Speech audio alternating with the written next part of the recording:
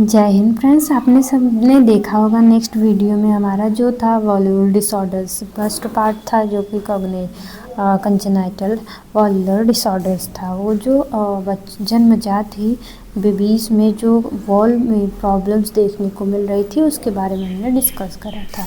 तो इस पार्ट में हम डिस्कस करने वाले हैं एक्यूरेट वॉल्वुलर डिसऑर्डर्स के बारे में। एक्यूरेट वॉल्वुलर डिसऑर्डर्स मीन्स क्या होता है कि जो ये जन्मजात बिल्कुल नहीं मिलता है, ये हमारे लाइफ कंडीशंस के रिगार्डिंग्स ये डिजीज़ कंडीशंस वॉल्व में देखने को मिलती है। कह सकते हैं there are develop to latest in the life to infections, agings, for other heart conditions के थ्रू, हमारे एज के थ्रू, अदर हार्ट डिजीजेस के थ्रू, अदर इन्फेक्शंस के थ्रू ये हार्ट में जो वॉल्व में प्रॉब्लम्स देखने को मिल रही हैं उससे मिलता है। ये एक्यूरेट वॉल्वुलर डिसऑर्डर्स उससे होता है। ओके, जैसे कि हम नॉर्मल कंडीशंस में हम बता सकते हैं कि ये क्या होता है कि अगर आपको कोई प्रकार का इन्फेक्शन हो गया जो कि अल्टर्ड कर रहा है हार्ट को भी, तो उसके थ्रू जो वॉल में प्रॉब्लम्स हो रही है और हमारे एज के रिगार्डिंग, नहीं कि जन्मजात ही मिले कोई प्रॉब्लम्स वॉल में, वो नहीं हो सकता, वो कंजेनाइटल ऑर्गन वॉल्वुलर डिसऑर्डर्स में आएगा। जो पैदा होने के बाद बेबीज़ में प्रॉब्लम्स देखने को मिले, नॉट जेनेटिकली, ठीक है, कोई अदर प्रॉब्लम्स है, इन्फेक्शंस है, अदर हर्ट्स में प्रॉब्लम्स है, अदर हर्ट्स पार्ट में प्रॉब्लम्स है, उसके वजह से वॉल्व में प्रॉब्लम देखने को मिल रही है, वॉल्व में प्रॉब्लम देखने को मिल रही है। ओके, तो उसको कहेंगे एक्यूरेट वॉल्वुलर डिसऑर्डर्स। ओके, तो नेक्स्ट वन देखते हैं इसको। इसमें देखेंगे कि कॉजेस क्या क्या हो सकते हैं। तो हार्ट में क्या क्या कॉजेस हो सकते हैं। अगर आपके हार्ट में क्या हुआ है, रूमेटिक फीवर हुआ है बेबी को।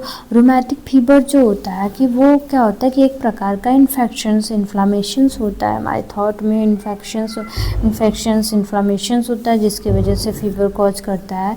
वो क्या करता है कि वो फीवर जो होता है कि अल्टर्ड करता है बोन, ज्वाइंट बोन को अल्टर्ड करेगा, हार्ट के वाल्व को डैमेज करेगा, स्किन को भी अल्टर्ड करता है। ये हम लगभग क्या होता है कि ब्रेन को भी अल्टर्ड करता है, अफेक्ट करता है, हार्ट को अफेक्ट करता है, जिसके थ्रू वाल्व डैमेज होती है।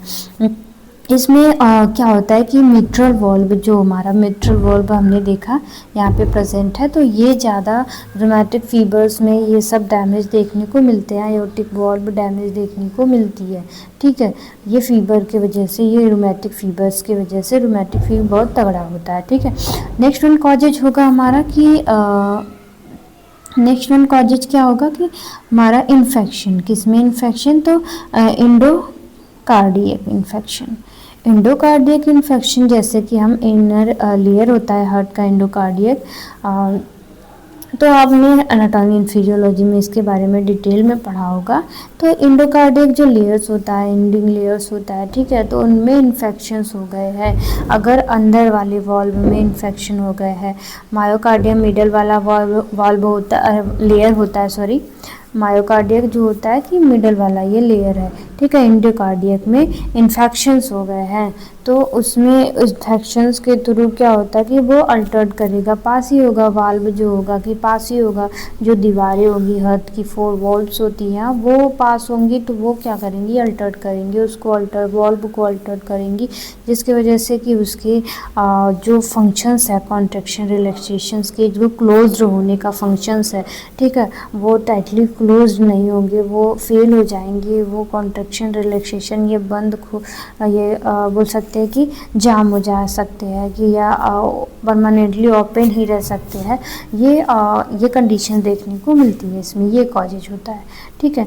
नेक्स्ट वन होता है कि डिजेनरेटिव चेंजिंग। डिजेनरेटिव चेंजिंग्स मतलब एज के रिगार्डिंग क्या होता है कि रिलेटेड टू एज के रिगार्डिंग अगर चेंजिंग्स हो रही हैं तो उसमें जो ये वीकनेस की वजह से या माल न्यूट्रिशंस की वजह से, कैल्शियम्स का अकोमुलेशंस की वजह से भी हो सकता है ये नैरो हो जाना, स्टीपनेस हो जाना, यहाँ पे कैल्शियम का ज़्यादा फॉर्मेशंस हो गया तो यहाँ पे क्या होगा कि प्रॉब्लम देखने को मिलेगी।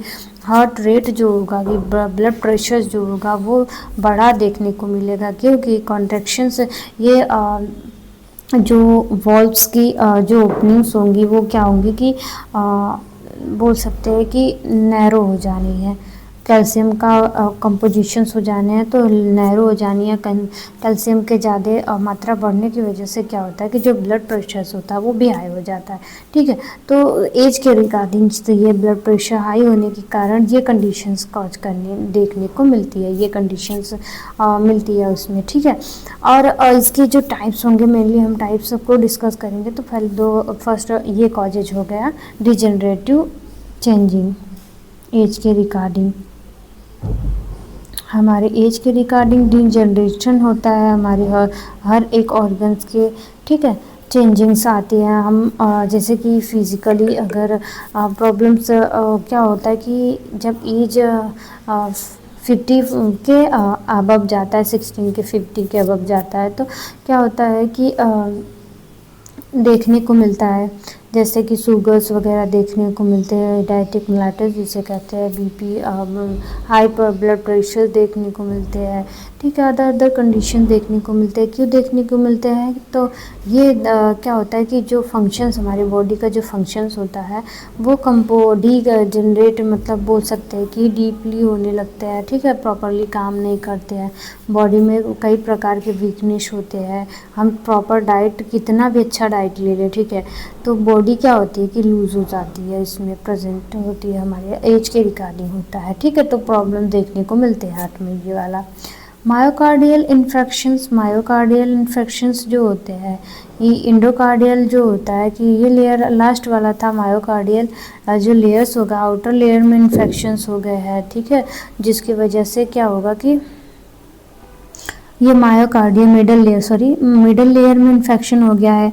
अब ये कॉज कैसे करेगा? मिडल लेयर में इन्फेक्शन हो गया तो मिडल लेयर में क्या होता है कि हमने पता है कि जो नोड होते हैं, ठीक है, क्या बोल सकते हैं उसको, एएस नोड्स, एवी नोड्स जो होते हैं, ये क्या करते हैं? इलेक्ट्रिक इम्पल्सेस जनरेट करते हैं।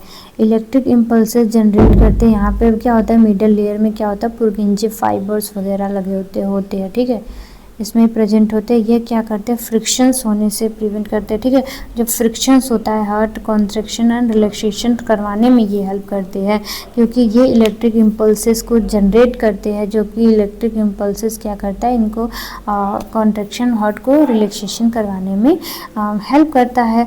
अगर मायोकार्डियल में इन्फेक्शंस हो गया तो जो इलेक्ट्रिक इम्पल्सेस है वो डिसबैलेंस हो जाएंगे, जिसकी वजह से हार्ट का जो फंक्शंस है वो इम्पेयर्ड होगा, तो उसके वजह से जो व्यक्ति में है हार्ट प्रॉब्लम्स कॉज करेंगे। ठीक है, एक्यूरेट वॉल्वुलर डिसऑर्डर्स भी कॉज करेंगे। ओके, नेक्स्ट है ऑटो इम्यून डिसऑर्डर्स। अगर आपके हमारा जो इम्यून सिस्टम्स है वो क्या होगा कि डिक्रीज्ड हो जाएगा, जैसे कि रूमेटॉइड आर्थराइटिस वगैरह हो गए हैं। ठीक है, तो उसके वजह से भी ये कॉज करता है। तो क्या होता है कि ऑटो इम्यून डिजीज़ क्या होता है कि खुद को ही डिकम्पोज करता है। अगर आप वीकनेस हो जाएंगे, ठीक है, आपका इम्यून सिस्टम वीक होने लगेगा तो डिफरेंट टाइप्स के डिजीज़ कॉज करना स्टार्ट कर देंगे, क्योंकि इम्यून सिस्टम्स जो होते हैं कि फॉरेन पार्टिकल्स से फाइटिंग करने में सक्षम नहीं होते हैं, जिसकी वजह से ये प्रॉब्लम्स देखने को मिलेगी। ये कॉजेज हो गए। ठीक है, फिर नेक्स्ट वन होता है कि हमारा टाइप्स क्या क्या हो सकते हैं इसमें मेनली टाइप्स जो वॉल्व में डिसऑर्डर्स होने वाले हैं, ठीक है, और डिजीज़ होने वाले हैं। तो मेन टाइप्स क्या है कि हमने अभी बताया था आपको, नेक्स्ट वीडियो में आप नहीं देखें तो जाके देख सकते हैं। स्टेनोसिस में ये बताया था कि जो वाल्व होती है वो नैरो हो जाती है, किसी कारण नैरो हो जाती है, जैसे कि अगर कैल्शियम का कंडीशंस हो गया उसके कारण नैरो हो जा रही है, फैटी, ठीक है, और हार्मोन के इम्बैलेंस की वजह से भी नैरो हो जा रही हैं। अगले हमने पार्ट्स में ये भी बताया था जो जेनेटिकली वगैरह हो रही हैं तो उसमें भी नैरो हो जा रही है। लेकिन इसमें क्या हो रहा है कि आपके लाइफ के रिकवर जो हम लिविंग कर रहे हैं, लाइफ जो पर्सन्स ये जन्मजात नहीं मिलता है, हमारे लाइफ स्टाइल पे डिपेंड करता है कि हम कैसे मतलब रह रहे हैं, कैसे खा रहे हैं, किस इन्वायरमेंट में रह रहे हैं जो कि हमें डिजीज़ कॉज कर रहा है। ठीक है, तो उसके वजह से अगर जो आयोटिक वाल्व है, जैसे ये आयोटिक वाल्व, ठीक है, ये नैरो हो जा रहा है, पतला हो जा रहा है, तो उसके वजह से क्या होता है कि क्या होगा कि स्टेपनोसिस कॉज करेगा, क्या होगा स्टीफनेस हो जाएगा, जो कि ब्लड प्रेशर सफिशिएंट अमाउंट में होल बॉडी को नहीं मिलेगा, जिसकी वजह से डिफरेंट टाइप्स की प्रॉब्लम्स कॉज कर सकते हैं। और आपको ये और बताए थे हमने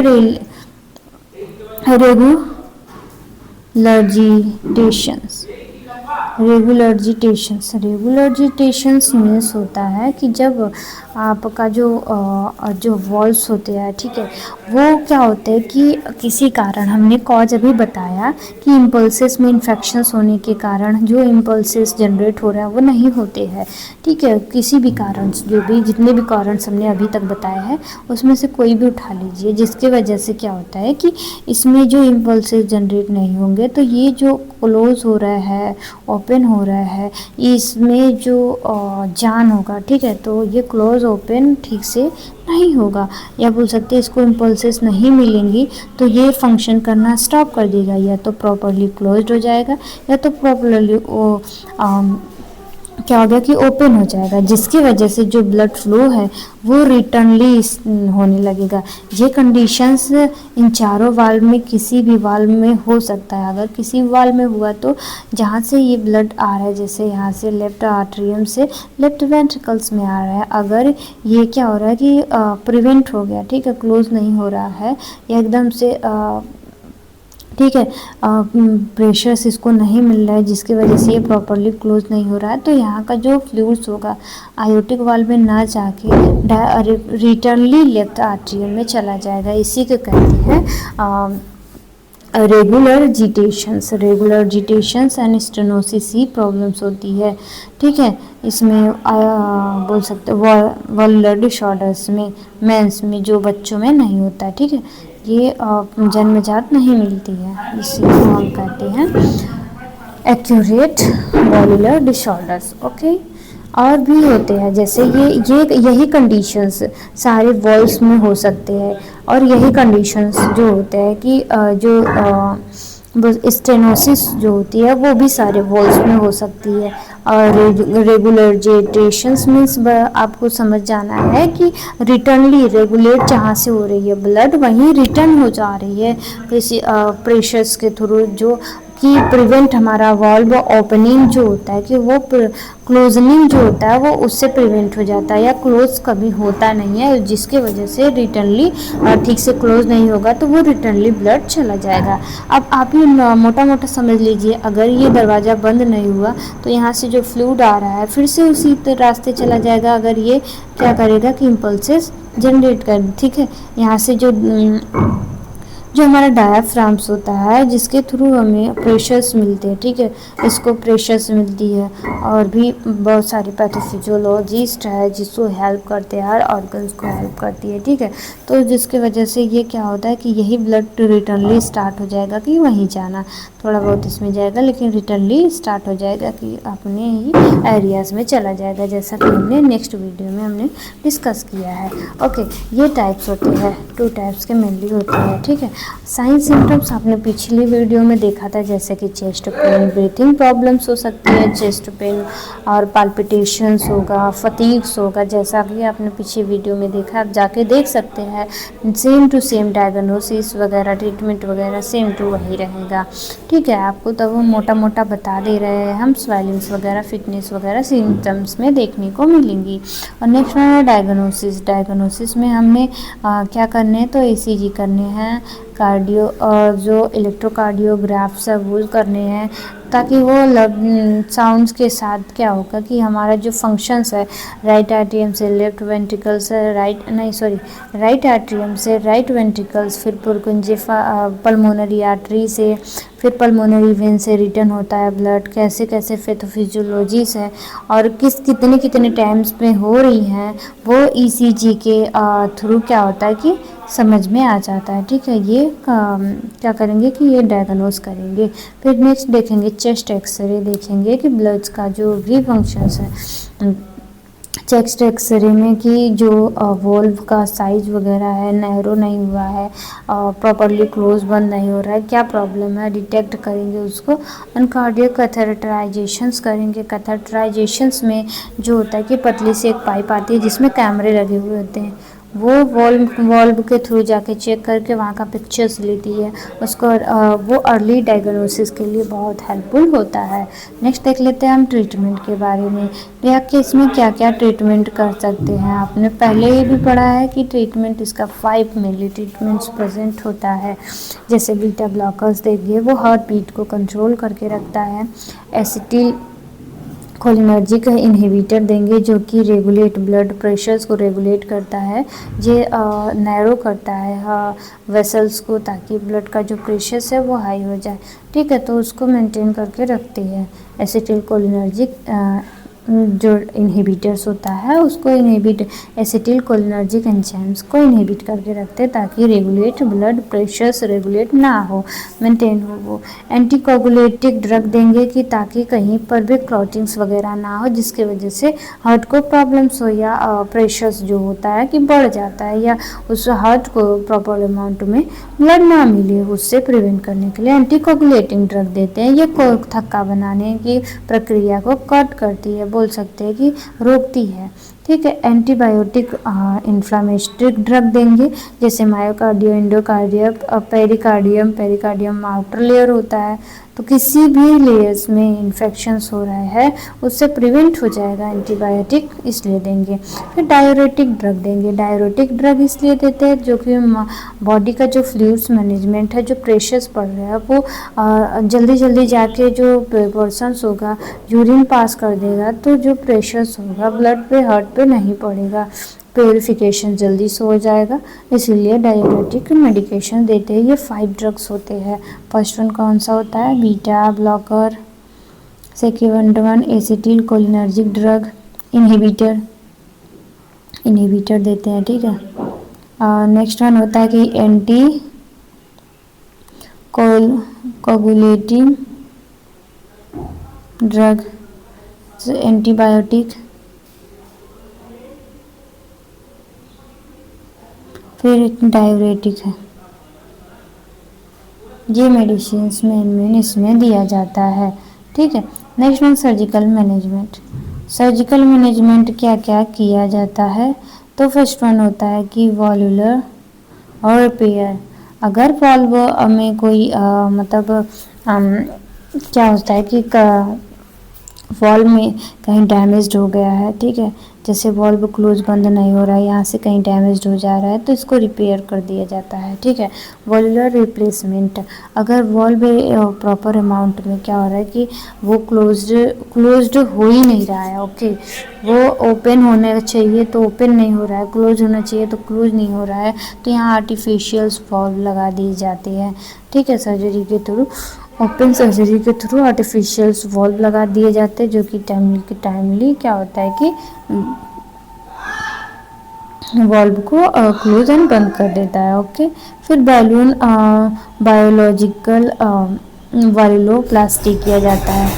ये हेल्पफुल होता है हमारे, ये जाके वॉल्व को क्या होता है कि अगर क्लोज्ड है, खुल नहीं रहा है, तो वहाँ पे जाके एक बैलून नुमा बना देता है, वहीं पे स्टिप्स हो जाता है वहाँ से। उसमें भी क्या होता है कि जैसे इस टाइप्स के दीवार बने होते हैं, ताकि ब्लड आसानी से आ जा सके, ओके, और क्लोज्ड हो सके, जैसा कि आपने पिक्चर्स में देखे होंगे। नहीं तो आपको मैं दिखा दे रही हूँ कुछ इस तरह, जैसे अपने नेक्स्ट वीडियो में देखा था, कुछ इस तरह।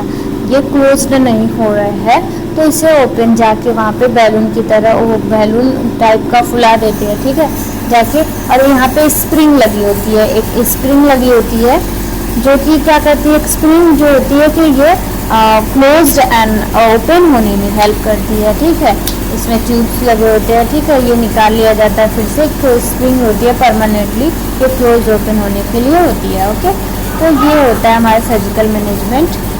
एंड प्रिवेंशंस क्या क्या हो सकते हैं इसमें, तो प्रिवेंशंस ये होंगे कि हम अपने लाइफ स्टाइल को मॉडिफाइड करके रखें। ठीक है, हमें हेल्दी डाइट लेनी है, फास्ट फूड नहीं लेना है, एक्सरसाइज को मेंटेन करके रखना है। हमारे एज के रिगार्डिंग हमें जो योगा वगैरह, डिफरेंट टाइप्स के योगा वगैरह और एक्सरसाइज वगैरह होते हैं, और वो करने हैं, वो हेल्पफुल रहेंगे। हम फास्ट फूड से दूर रहना है, हेल्दी खाना खाना है, एंड अपने लाइफस्टाइल को मॉडिफाइड करना है, अपने डॉक्टर से जाके संपर्क करना है, पूरा चेकअप वगैरह अच्छे से, कोई भी प्रॉब्लम्स हो रही हैं तो डायग्नोस्टिक मॉनिटर जो अच्छे से कराएं। Okay, thank you class, thank you very much. थोड़ा सा भी वीडियो आपको हेल्पफुल लगा हो या समझ में आया हो तो प्लीज़ सपोर्ट करें।